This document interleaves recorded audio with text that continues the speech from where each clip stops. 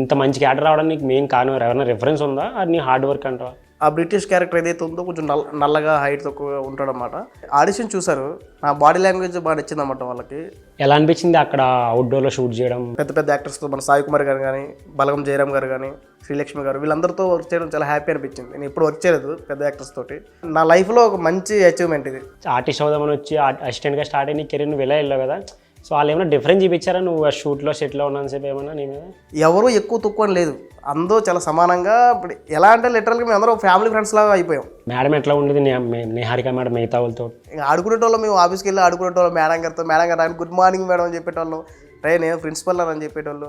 చాలా హ్యాపీగా.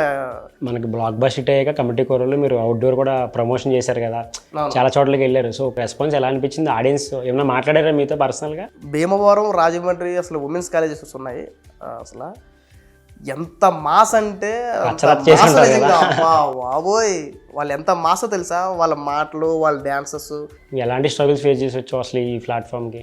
ఆఫీస్ బాయ్గా చేసినప్పుడు, ప్రొడక్షన్ బాయ్గా చేసినప్పుడు, మన అసిస్టెంట్గా చేసినప్పుడు లిటరల్ ఎలా ఉంటుందంటే మనం వచ్చింది దేనికి, మనం చేసేది ఏంటి అన్నది మైండ్ సెట్ బాగా రన్ అయిపోతుంటుంది అన్నమాట. అసలు లైఫ్లో చాలా మందికి ఒక డ్రీమ్ చిరంజీవి గారిని కలవడం. అవును. ఎలా అనిపించింది ఆ మూమెంట్స్? స్టిల్ నీ మైండ్లో రన్ అవుతూ ఉంటాయి? ఇప్పటికి రన్ అవుతుంది చెప్తాను కదా. ఇప్పుడు ఎక్కడైనా ఫ్రెండ్ వెళ్తే తమ్ముడు చిరంజీవి గారు కలిసావు కదా